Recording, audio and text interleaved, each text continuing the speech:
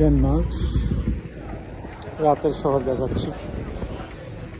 রাত্র 3:45। তারপরও ব্যস্ত এই সিটি কোপেনহেগেন। এখানে সবচেয়ে সুন্দর এবং সবচেয়ে যেটা আপনাকে আকৃষ্ট করবে এদেশে বসবাসের জন্য সেটা হলো এদেশের নিরাপত্তা এবং এদেশের মানুষের ভেদাভেদ কম, মানুষের সাথে হানাহানি কম, সুখী একটা দেশ। টানা 10 বছর এই দেশ পৃথিবীর সুখী দেশের মধ্যে 1 নম্বরে ছিল। বিগত 2 বছর যাবৎ সেকেন্ড পজিশনে আছে পৃথিবীর দ্বিতীয় সুখী দেশ। প্রথম ফিনল্যান্ড হয়েছে 2023 এবং 2024 ফিনল্যান্ড। এর আগে টানা 10 বছর ছিল ডেনমার্ক। এখানে সবচেয়ে বড় কথা হলো আইনের শাসন। আপনি অপরাধ প্রবণতা 0%। এখানে এইসব দেশে আপনি যা খুশি তাই করতে পারবেন, সবই বৈধ। তবে সবই বৈধ বলতে সেটা আপনার ব্যক্তি স্বাধীনতার বৈধ, তবে আইনের ঊর্ধ্বে নয়। আইন অমান্য করলে অবশ্যই আপনাকে শাস্তি পেতে হবে।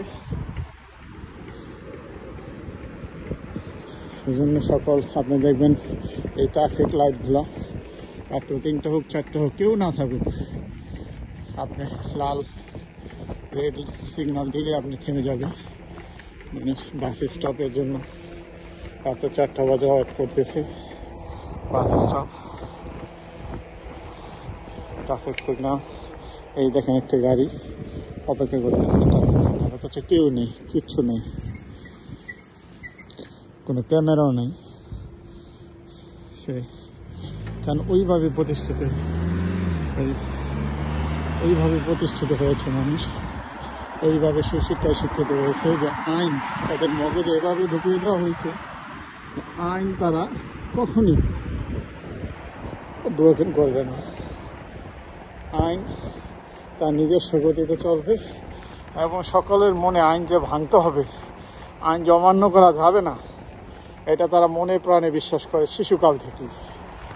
তাই এই দেশ সুশৃঙ্খল এবং উন্নতি এবং উন্নয়নের শিখরে আছে। এর একটি কারণ তারা দুর্নীতিতে 0 টলারেন্স, তাদের কোনো দুর্নীতি নেই। এই সবুজ বাতি জ্বললো, তারা চলে গেল। সবুজ বাতি নেই, রেড সিগন্যাল।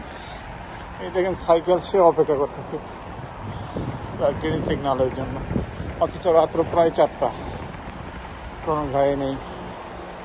এই যে মানুষের বাসা থেকে ময়লা পরিষ্কার করছে। এইসব দেশগুলো খুব উন্নত মানের, ইউরোপের এবং স্ক্যান্ডিনেভিয়ার একটি দেশ। স্ক্যান্ডিনেভিয়া বলতে যে 4টি দেশ বোঝায় সেটা হলো সুইডেন, ডেনমার্ক, নরওয়ে, ফিনল্যান্ড। এদের রাজধানী আবার সুইডেনে অবস্থিত। স্ক্যান্ডিনেভিয়ার যে জোটগুলা,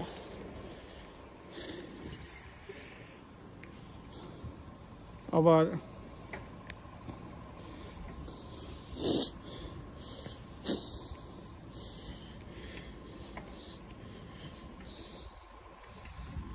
ছিমছাম পরিবেশ, পরিচ্ছন্ন পরিবেশ, পরিষ্কার পরিচ্ছন্ন, সকল কিছু নির্ঝামেলায়। রাতে যিনি কাজ করছে রেস্টুরেন্টে ভেজিটেবল দিচ্ছে।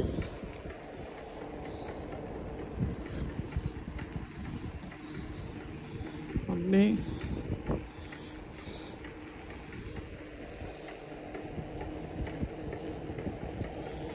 কোনো কত সুন্দর পরিবেশ।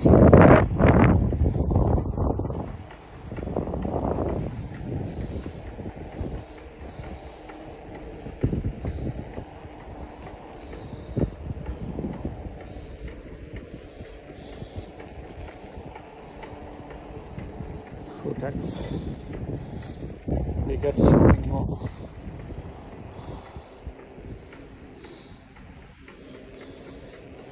সকলে আইন মানিয়ে চলে। যখন আমরা এদেশের করে না। আমরা এদেশের সকল আইন কানুন মেনে চলি। আসলে মানুষ অভ্যাসের দাস। যখন আপনি 10জন মানুষের সাথে চলবেন, তারা যদি ভদ্র সুশীল হয়, আপনি নিজেকে ওইভাবেই গড়ে তুলবেন। আবার যদি আপনি কিছু খারাপ মানুষের সঙ্গে থাকেন, অবশ্যই আপনি নষ্ট হয়ে যাওয়ার সম্ভাবনা আছে। এজন্যই বলে সৎসঙ্গে স্বর্গবাস, অসৎসঙ্গে সর্বনাশ। তাই অবশ্যই আপনারা অসৎসঙ্গ পরিহার করুন, সৎ মানুষের সাথে থাকুন, সৎ উপদেশ দেন, সৎ কাজ করুন।